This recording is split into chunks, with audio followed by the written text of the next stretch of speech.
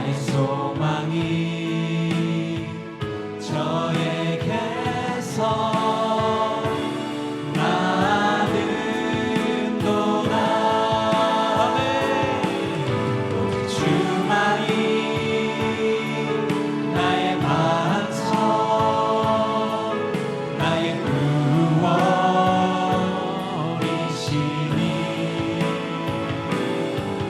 오직 주만이 나의 산성, 내가 요동치 아니하리.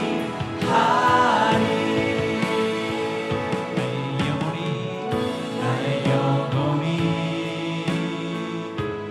간절히 여호와를 갈망하며 나의 입술이 여호와를 찬양하리.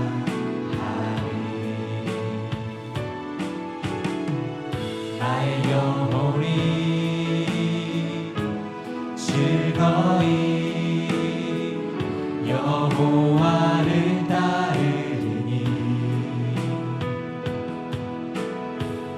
나의 평생에 여호와를 송축하리. 아멘. 오직 주만이 나의 반석, 나의 구원이시니.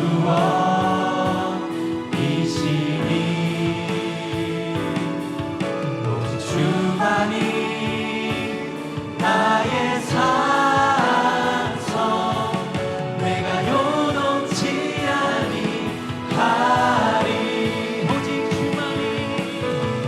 주만이 나의 반석, 나의 구원이시니.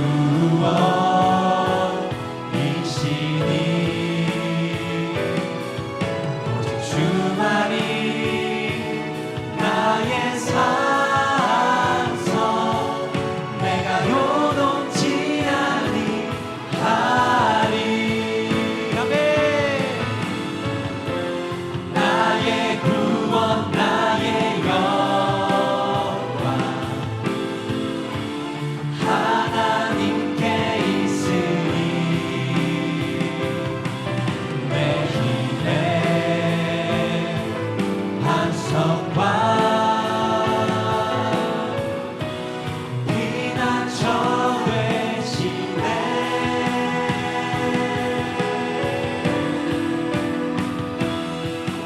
오직 주만이 나의 반석, 나의 구원이시니.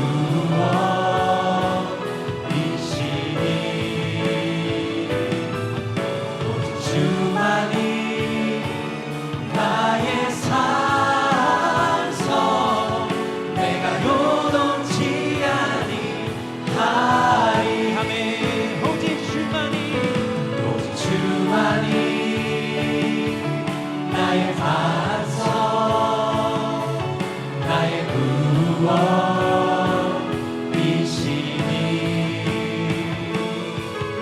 오직 주만이 나의 산성, 내가 요동치 아니하리. 내가 요동치 아니하리. 내가 요동치 아니하리. 내가 요동치 아니하리.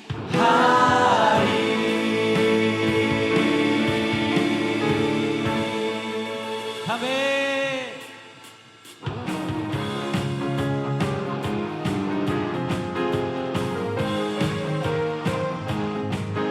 공한 내 영혼 편히 쉴 곳과 등당이 일어도 안전한 목은 폭풍까지도 다스리시는 주의 영원한 파리지해. 주의 영원하신 팔 함께 하사 항상 나를 붙드시니. 어느 곳에 가든지 요동하지 않음은 주의 팔을 의지함이라.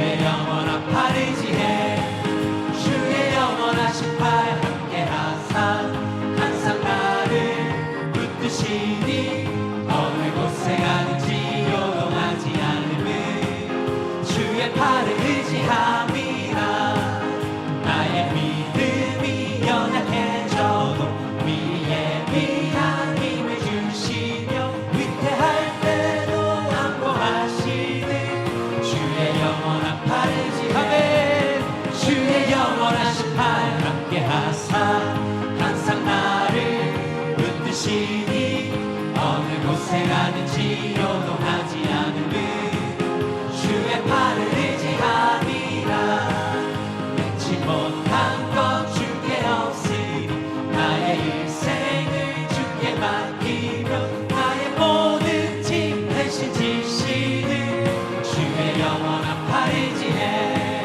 주의 영원하신 팔 함께 하사 항상 나를 붙드시니 어느 곳에 가든지 요동하지 않음은 주의 팔을 의지하니 나의 믿음이 연약해져도 미리 예비한 힘을 주시며 위태할 때도 안보하시는 주의 영원한 팔 의지해 주의 영원하신 팔 함께 하사 항상 나를 붙드시니 어느 곳에 가든지 요동하지 않음은 주의 팔을 의지함이라 맺지 못한 것 주께 없으니 나의 일생을 주께 맡기며 나의 모든 짐 대신 지시는 주의 영원한 팔 의지해 주의 영원하신 팔 함께 하사 항상 나를 붙드시니 어느 곳에 가든지 요동하지 않음은 주의 팔을 의지하니 아멘. 주여 감사합니다. 주여 주여 하나님 말씀 봉독하겠습니다. 에스겔 3장 16절에서 19절까지 말씀, 구약성경 1154페이지입니다. 7일 후에 여호와의 말씀이 내게 임하여 이르시되 인자야 내가 너를 이스라엘 족속의 파수꾼으로 세웠으니 너는 내 입의 말을 듣고 나를 대신하여 그들을 깨우치라. 가령 내가 악인에게 말하기를 너는 꼭 죽으리라 할 때에 내가 깨우치지 아니하거나 말로 악인에게 일러서 그의 악한 길을 떠나 생명을 구원하게 하지 아니하면 그 악인은 그의 죄악 중에서 죽으려니와 내가 그의 피값을 내 손에서 찾을 것이고 내가 악인을 깨우치되 그가 그의 악한 마음과 악한 행위에서 돌이키지 아니하면 그는 그의 죄악 중에서 죽으려니와 너는 내 생명을 보존하리라. 아멘. 반갑습니다. 옆에 분과 인사 나누도록 하겠습니다. 반갑습니다. 오늘 함께 나누실 말씀은 파수꾼으로 세웠으니라는 제목의 말씀입니다. 우리가 파수꾼을 생각할 때 사실 파수꾼이라는 단어 자체는 좀 낯섭니다. 그나마 우리에게 친숙하게 다가오는 단어라고 한다면 경비라든지 불침범 정도일 것입니다. 근데 우리가 생각할 때 경비나 불침범에게 있어서 가장 중요한 덕목이 무엇일까요? 두 가지를 생각할 수 있는데 하나는 깨어있는 것이고 다른 하나는 경고를 하는 것일 것입니다. 군인들이 불침범을 설 때 만약에 잠들어 있다면 어떻게 되겠습니까? 만에 하나 적군이 침투하게 될 경우에 그 불침범이 잠들어 있는 것을 보게 되고 또 거기에 침투를 하게 되면은 불침범만 죽는 것이 아니라 아마 많은 군인들이 그 일로 인해서 목숨을 잃어버릴지 모릅니다. 만약 경비가 깨어있지 않다면 그 집에는 도둑이 들 것이고 그 집주인은 많은 손해를 입게 될 것입니다. 오늘 하나님께서는 에스겔을 파수꾼으로 삼으시면서 그에게 말씀하시기를 너는 이스라엘 백성들이 바벨론 포로로 끌려간 그곳에서 이스라엘 백성들을 향하여 내 말을 전하라 라는 명령을 내리십니다. 물론 하나님께서 에스겔에게 이렇게 말씀하실 때에 또 분명하게 말씀하신 것이 있는데, 그것은 아마도 이스라엘 백성들이 너의 말을 듣지 않을 것이다 라는 것입니다. 잠시 3장 4절 말씀을 보시면, 그가 또 내게 이르시되 인자야 이스라엘 족속에게 가서 내 말로 그들에게 고하라. 너를 언어가 다르거나 말이 어려운 백성에게 보내는 것이 아니요 이스라엘 족속에게 보내는 것이라. 너를 언어가 다르거나 말이 어려워 내가 그들의 말을 알아듣지 못할 나라들에게 보내는 것이 아니니라. 내가 너를 그들에게 보냈다면 그들은 정녕 내 말을 들었으리라. 그러나 이스라엘 족속은 이마가 굳고 마음이 굳어 내 말을 듣고자 아니하리니 이는 내 말을 듣고자 아니함이니라. 하나님께서는 이미 알고 계셨습니다. 에스겔 선지자를 보내셔서 하나님 말씀을 증거하게 하시지만 정작 이스라엘 백성들은 그런 에스겔의 말을 듣지 않을 것이다. 그 이스라엘 백성들이 언어가 달라서 또는 그 말이 어려워서 안 듣는 것이 아니라 그들은 하나님 말씀 듣기를 거부하고 있다라는 것입니다. 하지만 그럼에도 불구하고 오늘 주시는 말씀을 통해 우리에게도 주시는 교훈은, 우리는 그럼에도 불구하고 믿지 않는 자에게, 우리 주변 사람들에게 하나님 말씀을 증거해야 된다라는 것입니다. 오늘 말씀 속에 등장하는 파수꾼의 두 가지 책임이 있습니다. 하나는 악인들을 향해 외치는 책임입니다. 18절 말씀을 보시면, 가령 내가 악인에게 말하기를 너는 꼭 죽으리라 할 때에 네가 깨우치지 아니하거나 말로 악인에게 일러서 그의 악한 길을 떠나 생명을 구원하게 하지 아니하면 그 악인은 그의 죄악 중에서 죽으려니와 내가 그의 피값을 내 손에서 찾을 것이고, 네가 만일 네가 악인을 깨우치되 그가 그의 악한 마음과 악한 행위에서 돌이키지 아니하면 그는 그의 죄악 중에서 죽으려니와 너는 내 생명을 보존하리라. 하나님께서 말씀하시기를 악인을 깨우치라 말씀을 하십니다. 물론 악인이 그 악한 길에서 돌이키지 않을 수도 있습니다. 하지만 만약 우리가 악인에게 깨우침을 주지 않았다면, 그들 향해서 하나님 말씀을 증거하지 않았다면 그 악인은 그 자신의 악으로 인해서 죽을 것입니다. 하지만 하나님께서는 그 책임을 우리에게서 찾으신다 하십니다. 하지만 우리가 그들에게 외쳤을 때, 그들에게 하나님 말씀을 증거했음에도 불구하고 그들이 깨우치지 않는다면 그들은 죽겠지만 우리는 생명을 보존할 것이라 말씀을 하시죠. 우리는 살면서 얼마나 하나님 말씀을 증거하고 있는지 이 시간 돌이켜봐야 될 줄로 믿습니다. 하나님께서 우리에게 말씀을 주시는 것은 우리만 듣고 우리만 믿고 우리만 살아가라는 것이 아니라, 하나님께서는 먼저 믿은 우리를 통해서 믿지 않은 사람들에게 이 복음이 전파되기를 간절히 원하셔서 우리에게 먼저 주신 줄 믿습니다. 우리 목사님께서 늘 이야기하시는 비유 중에 하나가, 물에 빠졌을 때 사랑하는 두 자녀가 물에 빠졌습니다. 과연 엄마는 어떤 자녀를 먼저 건져낼 것인가? 사랑하는 자녀? 첫째? 아니면 더 이쁘장한 딸? 아닙니다. 어머니가 구하는 자녀는 먼저 물속에 빠져들어가 버리는 자녀입니다. 하나님께서 우리를 구원하실 때에도 우리가 남들보다 더 잘나서 먼저 구해주신 것이 아니라, 우리가 그 순간 구출을 받지 않으면, 그 순간 구원을 받지 않으면 가장 먼저 죽어가고 있었기 때문에 하나님께서는 우리를 먼저 구원해 주셨습니다. 하지만 많은 사람들은 이 사실을 알지 못해서, 또는 이 사실을 부인해서 다른 사람 앞에 자기 의의를 자랑할 때가 있습니다. 내가 이렇게 해서 하나님께서 나를 사랑하시고, 내가 이러니까 하나님께서 나에게 복을 주시고, 그렇게 자랑할 때가 얼마나 많습니까? 하지만 우리는 그 이웃에게 나를 자랑하는 것이 아니라 먼저 하나님 말씀을 전해야 될 줄 믿습니다. 우리가 복받은 그 간증은 그 다음입니다. 먼저 그 사람이 살아나고 난 다음에 그 사람도 천국 길로 접어든 다음에 간증해도 늦지 않습니다. 먼저 우리의 이웃들에게, 믿지 않는 사람들에게 복음을 전하는 우리 모든 성도님들 되시기를 간절히 소망합니다. 파수꾼의 두 번째 책임이라고 한다면 의인을 향해서도 외치라라는 것입니다.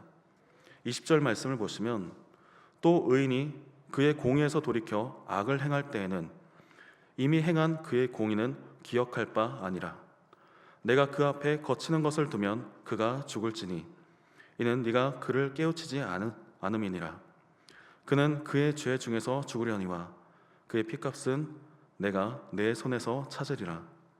그러나 네가 그 의인을 깨우쳐 범죄하지 아니하게 하므로 그가 범죄하지 아니하면 정령 살리니 이는 깨우침을 받음이며 너도 내 영혼을 보존하리라. 파수꾼의 역할은 단지 그 집 바깥만 경계하는 것이 아니라 집 안에도 경계를 해야 됩니다. 우리가 모르는 사이에 악한 마귀 사탄은 먼저 믿었던 의인들도 미혹하고 죄 중에 빠지게 할 수도 있습니다. 오늘날 가장 큰 문제가 된다면 교회 밖에 믿지 않는 사람들의 타락이 아니라 교회 안에 있는 믿는 사람들의 타락입니다.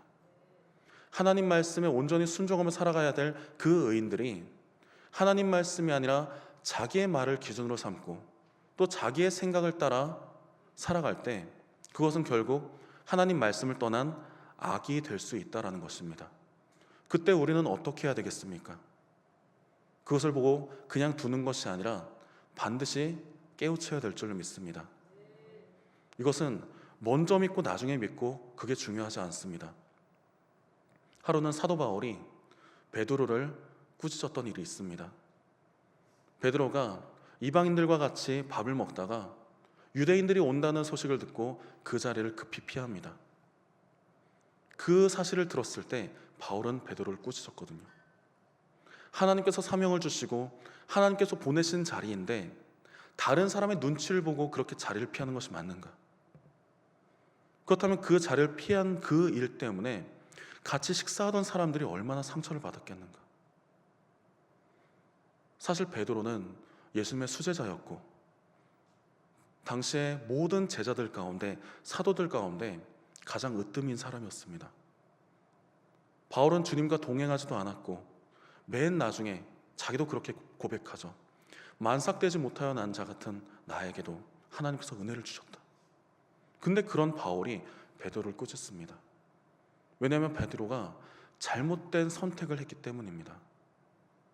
우리도 믿음 생활 가운데 서로를 돌아보아 서로 격려하고 도움을 주는 그런 가족이 되어야 될 줄 믿습니다. 의인이 죄를 범하려고 할 때 그것을 깨우쳐서 죄 가운데서 떠나게 하는 것, 그것이 파수꾼의 두 번째 책임인 줄로 믿습니다. 그렇다면 오늘 말씀을 통해서 우리에게 주시는 교훈은 무엇일까요? 먼저 가장 중요한 것은 우리가 하나님 말씀을 듣는 것입니다. 17절 말씀을 보시면 인자야 내가 너를 이스라엘 족속의 파수꾼으로 세웠으니 너는 내 입의 말을 듣고 나를 대신하여 그들을 깨우치라. 하나님께서는 에스겔 선지자에게 분명하게 말씀하십니다. 네가 알아서 전해라가 아니라 먼저 너는 내 입의 말을 듣고, 우리는 하나님 말씀을 듣고 그대로 행하는 사람이 되어야 될 줄 믿습니다. 믿음 생활이라고 한다면 이제는 나는 죽고 내 안에 그리스도 예수께서 살아가시는 삶인 줄 믿습니다. 예수님께서도 제자들에게 말씀하실 때 나를 따라오려거든 자기를 부인하고 자기 십자가를 지고 나를 따를 것이니라 말씀하십니다. 자기를 부인한다는 것이 무엇이겠습니까? 이제는 내 생각과 내 뜻대로 살아가는 것이 아니라 나는 죽고 오직 나에게 말씀하시는 하나님 말씀으로 살아가는 것인 줄 믿습니다. 주여 주여 하는 자마다 다 천국에 들어갈 것이 아니라 내 아버지의 뜻대로 살아가는 자라, 행하는 자라야 들어가리라 말씀하십니다. 우리는 먼저 하나님 말씀을 듣는 사람이 되기를 간절히 소망합니다. 두 번째는 외쳐야 된다라는 것입니다. 누가복음 12장 42절 말씀을 보시면 주께서 이르시되 지혜 있고 진실한 청지기가 되어 주인에게 그 집 종들을 맡아 때를 따라 양식을 나누어 줄 자가 누구냐? 주인이 이를 때에 그 종이 그렇게 하는 것을 보면 그 종은 복이 있으리로다 말씀하십니다. 그리고 주님께서는 그 종에게 모든 소유를 맡기십니다. 하나님께서 우리에게 주신 사명은 우리가 반드시 이 땅에 살아가면서 순종하고 또 그대로 충성해야 될 사명인 줄 믿습니다. 만약 우리가 외치지 않는다면, 우리가 나팔을 불지 않는다면 오늘 본문 말씀과 같이 의인은 죽습니다. 악인도 죽습니다. 문제는 그렇게 사람들이 죽어나갈 때, 그 영혼들이 지옥으로 갈 때 그 책임이 우리에게 있다라는 것입니다. 방금 전에 우리 중고등부 친구들이 특송을 했습니다. 어떤 걸 느끼셨나요? 저는 그 찬양 가사들 중에서 귀하고 귀하다, 우리 어머님이 들려주시던, 어머니들께서는 우리 자녀들에게 성경 말씀을 재미있게 읽어주셔야 됩니다. 우리 부모님들께서 자녀들에게 성경 말씀을 읽어줄 때, 또 그것이 재미있게 들릴 때에 자녀들은 그것이 귀하게 다가옵니다. 오늘날 자녀들 성경책 안 들고 다니는 거 아시죠? 패드를 들고 다니면 그나마 다행입니다. 핸드폰으로 보거나 아니면은 교회에 비치되어 있는 비치용 성경을 보긴 합니다. 하지만 교회에 올 때 우리에게 있어서 가장 중요한 것은 하나님 말씀입니다. 하나님 말씀을 손에 들고 그것을 가지고 읽으며 또 그 안에 말씀대로 순종한다는 것이 얼마나 귀한지 모릅니다. 저는 어렸을 때 비치용 성경이라고 했을 때 저는 우리 교회에 안치홍 집사님은 있는데 비치용은 누구인가? 근데 괜히 이걸 부모님께 질문하면은 바보 소리 들을까봐 차마 질문을 못했는데 나중에 알게 됐어요.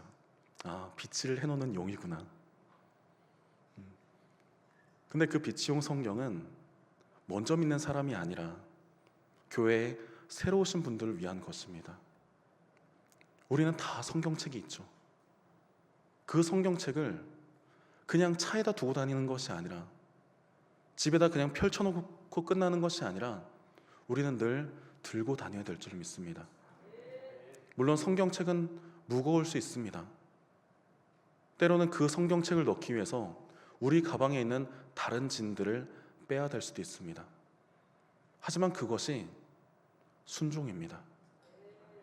참된 믿음이라는 것은 그 믿음을 온전히 갖기 위해서 내 삶을 덜어내는 것이기 때문입니다. 어떤 목사님께서 그런 말씀을 하시더라고요. 목사님은 목사님이니까 그리스도인들이 얼마나 이 세상에서 어렵게 살아가는지 모르시죠? 라는 질문을 받았다고 합니다. 그때 목사님께서 답하신 것은 그리스도인은 이 땅에서 어렵게 사는 사람이 아니다 라는 것입니다. 왜냐하면 세상 사람들은 혼자서 살아갑니다. 주변 사람들의 도움을 받을 수 있지만 주변 사람들에게 도움을 받기 위해서는 그만큼의 값을 치러야 됩니다. 하지만 우리 하나님은 아무런 대가 없이 우리를 사랑하시고 우리에게 복을 주시며 늘 우리와 함께 하신다 약속하십니다. 세상 사람들은 혼자 살아가지만 우리는 혼자 살아가는 존재들이 아닙니다. 늘 하나님께서 우리와 동행해 주시고, 아까 집사님도 그렇게 기도하셨잖아요. 낮에는 구름 기둥으로 이스라엘 백성들을 인도하신 하나님께서 오늘날 우리와도 함께 하시길 원한다고요. 하나님께서는 그렇게 우리와 함께 하십니다. 늘 그렇게 도움을 받고 살아갑니다. 근데 그리스도인이 왜 이 땅에서 살아가는 것이 어렵습니까? 문제는 우리에게 있습니다. 그리스도인이라고 한다면 하나님 말씀대로 순종하며 살아가는 사람이고, 하나님께서는 반드시 그런 사람들에게 양식을 공급하시고 그 필요를 채워주십니다. 하지만 그리스도인이라면서 여전히 그 삶이 세상의 삶이며 세상의 삶을 살아가면서 교회도 다닌다가 돼버리면은 문제가 커집니다. 왜 이스라엘 백성들이 타락합니까? 그들은 하나님을 믿는다라고 생각하지만, 그렇게 늘 고백하지만 그들의 삶에서는 바알을 찾았기 때문입니다. 풍요의 신을 찾아가고 또 자신들에게 복을 줄 만한 다른 신들을 찾기 시작합니다. 소위 말해서 교회와 세상에 양다리를 걸치고 있다라는 것입니다. 아마 양다리를 걸친 사람은 굉장히 힘들 것입니다. 양쪽에 다 거짓말을 해야 되거든요. 나름대로의 알리바이를 만들어서 어떻게든 속여 넘겨야 됩니다. 우리 모두 다 어린 시절에 다 거짓말 해봤잖아요. 그 거짓말을 숨기려면 더 큰 거짓말이 필요합니다. 근데 그 거짓말은 밑도 끝도 없어서 계속해서 뭔가를 덮어야 됩니다. 그리고 마음속에는 늘 불안감이 있습니다. 이거 들키면 어떡하지? 들키면 관계들이 다 깨질 텐데. 믿음도 마찬가지입니다. 우리가 믿음 안에서 살아가면 아무것도 힘들 것이 없습니다. 예수님의 제자들은 3년 반을 주님과 동행했지만 늘 그들에게는 어려움이 있었습니다. 주님이 함께 하시지 않으면 어떻게 살아가야 될까? 주님께서 잡히셨을 때 그들은 왜 도망갑니까? 그들의 소망이 끊어졌거든요. 그들은 주님께서 다시 살아나신 다음에 그들과 동행할 때에도 다시 한번 주님께 질문한 것은 주님 나라를 회복하실 때가 이때입니까? 라는 질문이었습니다. 하지만 주님께서 원하시는 질문이 아니었습니다. 하지만 그들이 변화되었던 것은 그들이 성령을 받았을 때, 그들이 오순절 마가의 다락방에서 성령을 받았을 때 그들이 완전히 새롭게 함을 받고 거듭나서 진정한 그리스도인이 되었을 때 더 이상 그들에게는 두려움이 없었습니다. 당장 온 예루살렘에 그 제자들을 잡기 위해서 군인들이 풀려 있고 또 제사장의 하인들까지도 그들을 잡기 위해서 눈을 켜고 있었습니다. 눈에 불을 켜고 그렇게 돌아다닐 때 오히려 성령 받은 제자들은 그 앞에 나섭니다. 그리고 담대하게 하나님 복음을 전했습니다. 그 첫날 어떤 역사가 나타납니까? 전 세계에서 많은 경건한 사람들이 예루살렘에 모여 있었는데 그들이 제자들이 전하는 하나님 말씀을, 예수 그리스도의 복음을 전했더니 회개하고 돌아와서 그날에 믿는 자가 3,000명이나 더해진 놀라운 사건이 나타납니다. 우리는 이 땅에서 아무것도 힘들 것 없고 아무것도 두려울 것 없는 사람이 되어야 될 줄로 믿습니다. 하나님께서 우리에게 말씀하셨으니 또 하나님께서 반드시 우리와 함께 하시고 우리의 모든 길을 지도해 주실 줄 믿습니다. 먼저 우리는 나팔을 부는 이 파수꾼의 사명을 감당하는 성도들이 되어야 될 줄 믿습니다. 세 번째 중요한 것은 모든 것은 하나님께서 책임지신다라는 것입니다. 고린도전서 3장 7절 말씀을 보시면 그런즉 심는 이나 물 주는 이는 아무것도 아니로되 오직 자라게 하시는 이는 하나님뿐이니라. 자라게 하시는 분은 하나님이십니다. 우리는 물을 주고 심을 수는 있습니다. 하지만 자라게 하는 것은 우리의 영역이 아닙니다. 우리가 복음을 전할 때 왜 두려워합니까? 혹 그 사람이 듣지 않을까? 혹 그 사람이 변화되지 못할까? 두려워합니다. 하지만 그것은 하나님께 있기 때문에 우리는 전하면 되는 줄 믿습니다. 오늘 말씀 속에서도 분명히 말씀하시는 것이 외쳤을 때, 깨우쳤을 때 그럼에도 불구하고 악인이 깨우치지 못한다면 그 책임은 우리에게 있는 것이 아니라는 것입니다. 먼저는 하나님 말씀을 듣고 외치고 그 결과를 하나님께 맡기는 우리가 되기를 간절히 소망합니다. 누가복음 21장 34절 말씀을 보시면 너희는 스스로 조심하라. 그렇지 않으면 방탕함과 술 취함과 생활의 염려로 마음이 둔하여지고 뜻밖의 그날이 덫과 같이 너희에게 임하리라. 이날은 온 지구상에 거하는 모든 사람에게 임하리라. 이러므로 너희는 장차 올 이 모든 일을 능히 피하고 인자 앞에 서도록 항상 기도하며 깨어 있으라 하시니라. 주님께서 우리에게 말씀하시는 것은 깨어 있으라라는 것입니다. 주님께서 우리에게 맡기신 사명은 파수꾼의 사명입니다. 모든 사람들이 다 그렇게 이야기를 합니다. 이 세상 점점 더 말세로 다가가고 있다고요. 사람들은 자기만의 이익을 위해서 살아갑니다. 무언가 베푸는 사람도 결국 저마다의 이익 때문에 베풀곤 합니다. 하지만 이 어두워져가는 세상 속에서 우리 믿는 사람들은 빛과 소금의 역할을 감당해야 될 줄로 믿습니다. 늘 깨어 있어서 경계하고 경고하고 믿지 않는 자에게, 그리고 함께 믿는 동역자들에게 하나님 말씀을 전하는 믿음이 있기를 간절히 소망합니다. 우리가 이 일을 감당할 때에 하나님께서는 우리와 함께 하시고 우리의 모든 일에 책임을 져주시며 우리에게 복을 주실 줄 믿습니다. 한 주간 살아갈 때에 파수꾼의 역할을, 이 사명을 감당하는 우리 모든 성도님들 되시기를 주님의 이름으로 간절히 축원합니다.